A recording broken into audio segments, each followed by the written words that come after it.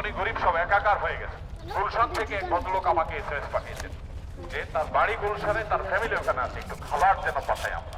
একটু খাবার পাঠানোর জন্য আকুতি করছে, কারণ কোথাও খাবার নাই, কোথাও দোকানপাট নাই, কোথাও কিছু কেনার ব্যবস্থা নেই। আমাদের টার্গেট হলো আজ এবং আগামীকাল রাত এবং দিন একাকার করে আমরা কাজ করতে চাই এবং 400 মেট্রিক টন ত্রাণ সামগ্রী আমরা এই 2 দিন 2 রাতের মধ্যে কমপক্ষে প্রস্তুত করার টার্গেট নিয়েছি, যাতে করে রবি সোমবার খুব বেশি একটা কাজ আমাদের হাতে না থাকে। কারণ আপনারা জানেন যে অনেক অফিস আদালত আছে রবি সোমবারে, আমরা এই শনি রোববার শুক্র শনির মধ্যে শেষ করতে চাই। আমার আপনাদের কাছে একটু জানতে চাওয়া যে আপনারা যারা এসেছেন আগামীকাল সকাল ভোর 7টার দিকে কারা আসতে পারবেন? যারা সকাল থেকে একটু যারা সকাল থেকে কষ্ট করেছেন তারা এখন রেস্টে চলে যেতে পারেন।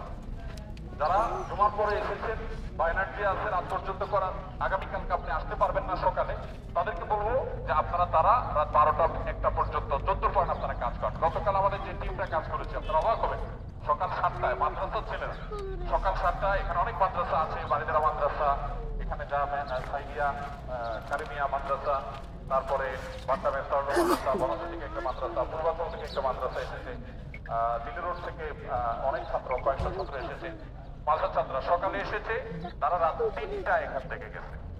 সকাল 7টায় এসেছে, রাত 3টায় এখান থেকে গেছে, অর্থাৎ রাত 3টায় 4টা খাবার লোড করেছে, তারপর তারা এখান থেকে গেছে। কি অক্লান্ত পরিশ্রম, কি ঘাম ঝরানো কাজ, সেটা একমাত্র আরশের মালিক ছাড়া কেউ বলতে পারবেন না। আপনাদের শোনার উদ্দেশ্য, আজকে যারা নতুন এসেছেন আপনাদের অনেক কিছু করার আছে। ওখানে মানুষের যে খাদ্যের জন্য হাহাকার, সেখানে মানুষের যে কষ্ট, ওটা যদি আপনি একদিন দেখেন, আমি 2 দিন গিয়েছি, ওটা যদি আপনি একদিন দেখেন তাহলে আপনি ঠিক রাখতে পারবেন না। ধনী গরিব সব একাকার হয়ে গেছে। গুলশান থেকে এক ভদ্রলোক আমাকে এসএমএস পাঠিয়েছেন যে তার বাড়ি গুলশানে, তার ফ্যামিলি ওখানে আছে, একটু খাবার যেন পাঠাই আমরা। একটু খাবার পাঠানোর জন্য আকুতি করছে, কারণ কোথাও খাবার নাই, কোথাও দোকানপাট নাই, কোথাও কিছু কেনার ব্যবস্থা নেই। অতএব এরকম পরিস্থিতিতে আমাদের সবার অক্লান্ত পরিশ্রম করার কোনো বিকল্প না। আমি আপনাদেরকে বিনয়ের সাথে বলতে চাই, যারা আগামীকাল সকালে আসতে পারবেন এবং সকাল থেকে আজকে কাজ করছেন, তারা এখন রেস্টে চলে যান বাসায়, কারণ এখানে প্রয়োজনের চাইতে অতিরিক্ত মানুষ আছে মনে হয় না, প্রয়োজনের চাইতে অতিরিক্ত অনেক মানুষ আছে। সো আমরা চাচ্ছি যারা কালকে ভোরে আসতে পারবেন তারা আজকে চলে যান, কালকে ইনশাআল্লাহ একদম ফজরের পর ভোরে আপনারা চলে আসেন, আমরা আবার নতুন করে কাল থেকে কাজ শুরু করবো ইনশাআল্লাহ। আর যারা একটু পরে আসছেন বা কাল সকালে আসতে পারবেন না, তাদেরকে অনুরোধ করবো 12টা 1টা পর্যন্ত আপনারা কন্টিনিউয়াসলি কাজটা চালিয়ে যান। আর আগামীকালকেও কিন্তু সেকেন্ড শিফটে, অর্থাৎ বিকাল 4টা থেকে নিয়ে একেবারে 12টা পর্যন্ত আমরা কাজ করব। অতএব আগামীকালকেও আপনাদের কিছু মানুষকে আসতে হবে। আপনাদের বন্ধু বান্ধবদেরকে প্রত্যেকে একজনকে মিনিমাম একজনকে দাওয়াত দিবেন যে তোমার কখন সুবিধা, সকাল না বিকাল। আমরা এটাকে যে কোনো বললে কাল রাতের মধ্যে ক্লোজ করতে চাচ্ছি, কারণ হলো এর পরের ধাপে আমাদের চাল বিতরণ করতে হচ্ছে এখানে মানে। আচ্ছা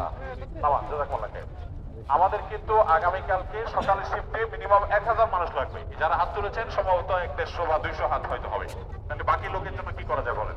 এবার একজনে কমপক্ষে একজন করে লোক আনতে পারবেন, যারা লোক আনতে পারবেন নিজেরটা না, এরকম যারা আছেন তারা হাত তুলেছে, কালকে সকালে আমি একজন করে আনতে পারবো ইনশাআল্লাহ। আলহামদুলিল্লাহ, তাহলে এবার যে 100 মানুষ হয়েছে। আর বাকি যারা আছেন, যারা কমিটমেন্ট করতে পারছেন না, আপনাদেরকে বলবো আপনারা একটু নিয়ত করেন যে আপনি নিজে অথবা অন্য কাউকে উদ্বুদ্ধ করে পাঠিয়ে দেন, কারণ আমাদের কালকে ফুল ফেজে কাজ চালাতে হবে যে কোনো মূল্যে। তো আমরা সেটা চাচ্ছি। এমনকি অনেক প্রতিষ্ঠান আছে, যেমন চুরাক গার্মেন্টস, তারা তাদের কিছু লোক পাঠাবে কালকে সকালে, হয়তো 40-50 জন পাঠাবে। ইয়ে থেকে নারায়ণগঞ্জের গ্যাস স্কুলের কলেজের ছেলেরা আসছো,